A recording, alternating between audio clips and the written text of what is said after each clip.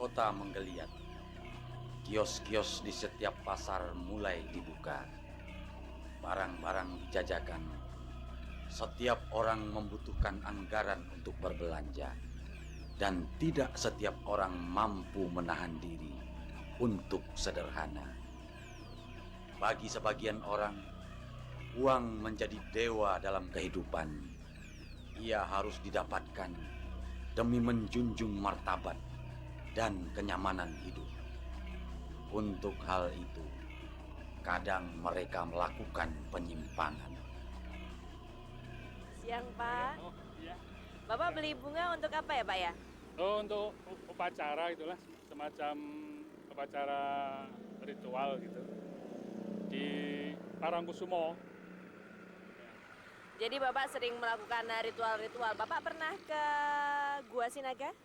Gua Sinaga di Baron yang masuk kanan itu. Oh, pernah.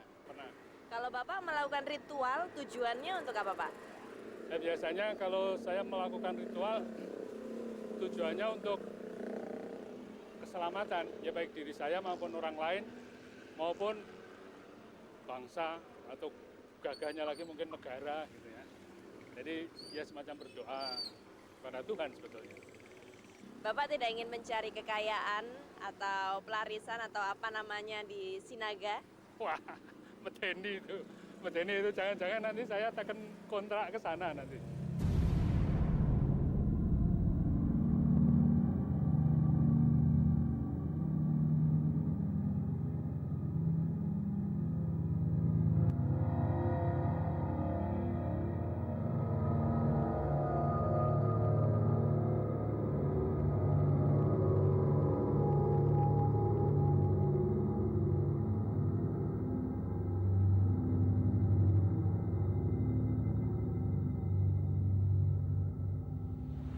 Di pinggiran Pantai Baron, sekitar 15 km dari kota Wonosari, Gunung Kidul, ada sebuah tempat yang diyakini mampu memberikan peruntungan dalam hidup. Tempat yang sangat redup dan lembab, di pinggiran pantai selatan yang panas. Konon tempat yang ditemukan oleh Baron van Schober ini adalah tempat yang sangat tepat untuk merenung dan menenangkan diri. Ibu tahu tempat ini dari mana, Bu? Begini ya, saya sebenarnya tempat ini tidak tahu persis, tapi waktu kami di rumah mengadakan meditasi, seakan-akan tuh ada wisik, saya harus mendatangi Gua Dalang, kemudian akhirnya dari Gua Dalang kami disuruh menuju ke Pantai Baron. Itu yang membawa kami berarti hati kami sendiri berdasarkan dari kami bermeditasi. Kami datang ke sini, ternyata di sini juga kami rasakan yang mungkin orang lain belum tentu. Karena ini kaitannya dengan iman dan keyakinan. Jadi di sini memang penuh dengan magic, penuh dengan misteri, penuh dengan kekuatan gaib. Jadi kami yakin dan percaya bahwa itu memang benar-benar ada.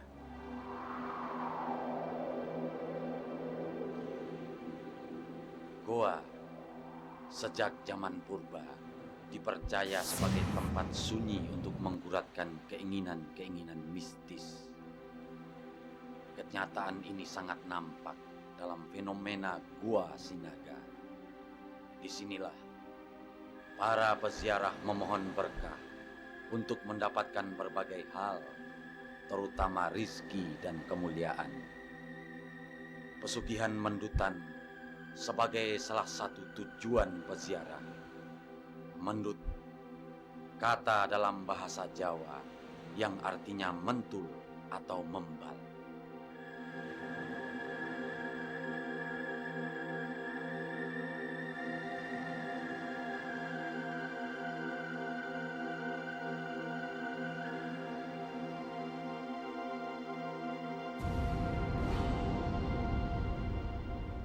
Pemirsa, inilah Gua Sinaga. Deburan ombak pantai selatan terdengar sangat jelas dari tempat ini, terutama di malam hari. Peziarah dapat datang setiap saat ke tempat ini dengan membawa berbagai macam permohonan. Salah satu di antaranya adalah permohonan mengenai rizki dan kekayaan. Bagaimana proses itu berlangsung? Baiklah, nanti kita akan temui sang juru kunci.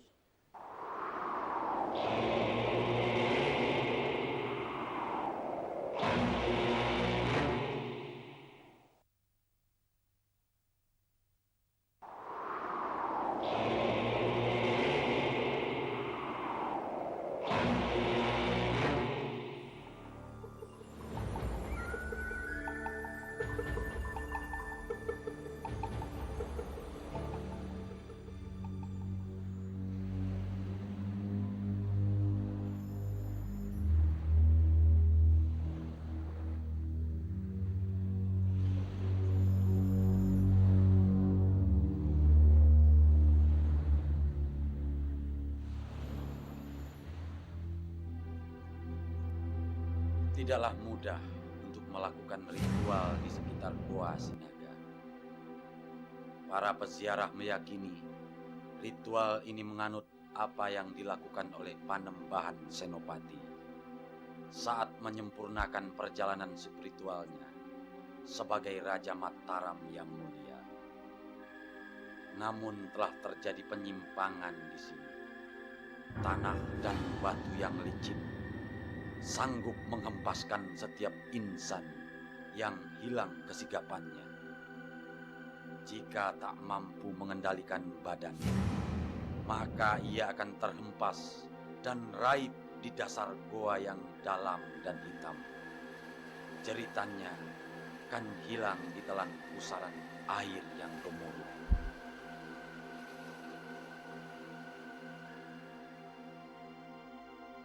Ritual di Goa Sinaga juga harus berlanjut ke Goa Sangupati dan Goa Sangubranti. Jalan terjal bebatuan yang menanjak di sisi jurang harus mampu terlewati. Para peziarah mesti berjalan di malam buta dengan kondisi berpuasa. Sedikit lengah, badan akan terpelanting ke jurang dalam. Sangupati adalah bekal mati. Dan terakhir, peziarah harus menyepi di Goa Sangubranti. Sangubranti adalah bekal untuk prihatin.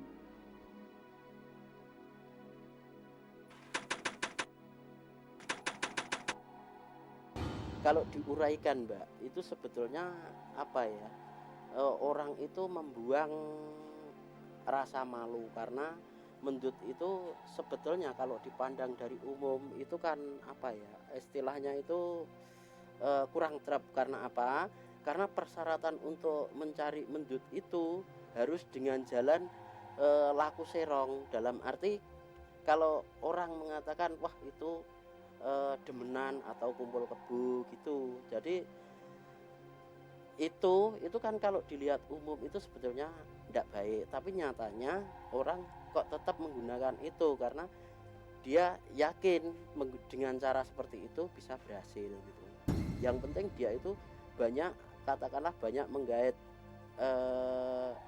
teman untuk berkencan atau itu memperlancar datangnya rezeki. Dengan kata lain, semakin banyak berselingkuh maka dia akan semakin cepat kaya ya Pak ya? Ya kira-kira seperti itulah. Ritual-ritual apa saja yang biasanya dilakukan para pemohon untuk menunjang keberhasilan mereka, Pak? Ya, ritual-ritual yang dilakukan pada penunjang ini ya misalnya nanti yang mau dikabulkan kepada Tuhan ini ya kadang-kadang ada yang tidur di sini. Ya tidurnya itu ada yang 1 hari 1 malam, ada juga yang 3 hari 3 malam gitu. Ya sudah. Gitu. Ada yang puasa juga Pak di sini? Iya juga ada yang puasa. Iya ada yang puasa. selama mereka tidur di sini selama 1 hari 1 malam atau 3 hari 3 malam itu mereka melakukan apa Pak? Meditasi atau bagaimana? Iya, melakukan meditasi. Iya, meditasi. Bahan-bahan apa saja yang dipersiapkan untuk para pemohon yang akan melakukan meditasi di sini Pak? Ini bahannya namanya kalau ya bahasa Jawanya itu kalau di sini namanya urap-urap gantal kembang, dan ini spesialnya bunga yang dinamakan bunga mawar putih, yaitu dengan kalau Jawanya ini namanya jajan pasar begitu. Ya cuma itu aja. Pemirsa, ternyata banyak hal tidak bisa diungkapkan oleh sang juru kunci. Hal itu tentunya akan terus menjadi misteri bagi kita semua. Namun satu hal yang pasti, kami akan terus melacak dan mencari ritual-ritual apa saja yang dilakukan di Gua Sinaga dan gua-gua di sekitarnya.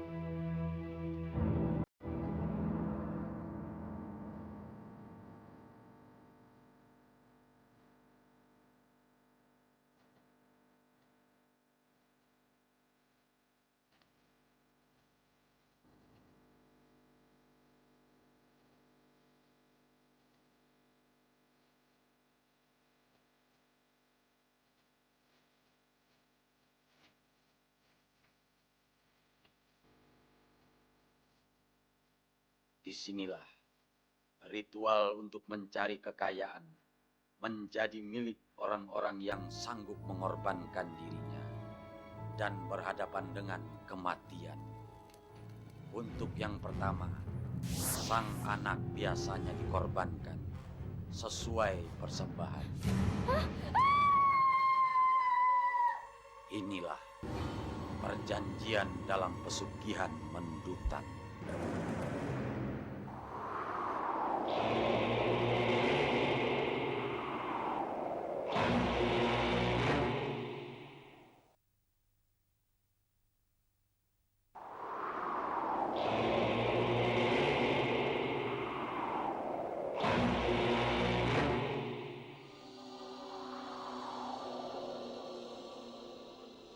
Setelah mendapatkan pesugihan mendutan, seseorang berarti merelakan harga dirinya tercabik. Ia secara sadar merobek nilai-nilai keluarga dan perkawinan. Semakin sering melakukan perselingkuhan, ia akan semakin mendapatkan harta kekayaan. Inilah kehendak setan. Apa artinya keluarga dan perkawinan jika pada akhirnya harus dicabik-cabik sendiri? Dan apa artinya hidup jika harta menjadi pilihan tunggal? Alam dan Tuhan akan menghukumnya. Hidup menjadi sunyi dan kering. Belum lagi dosa yang harus ia tanggung.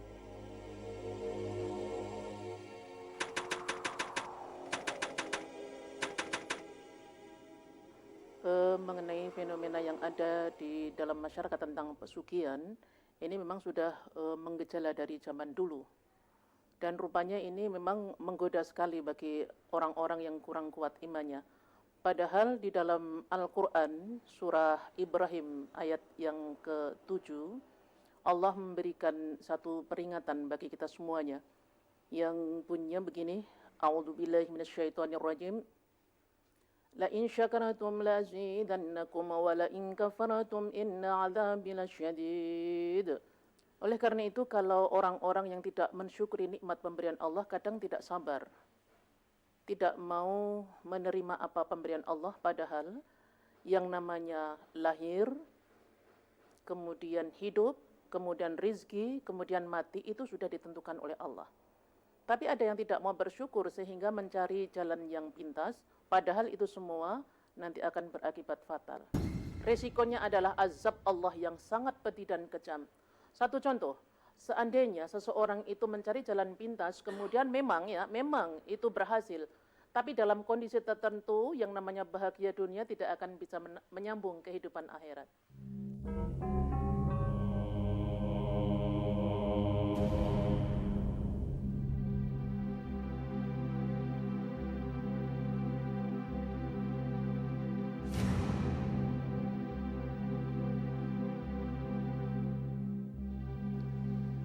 Banyak jalan menuju kemuliaan. Gua Sinaga adalah salah satu contohnya. Namun perlu disadari, benarkah hal itu adalah jalan yang terbaik? Yang jelas, jalan menuju kebenaran ada dalam hati nurani dan keyakinan kita kepada Tuhan yang Maha Esa.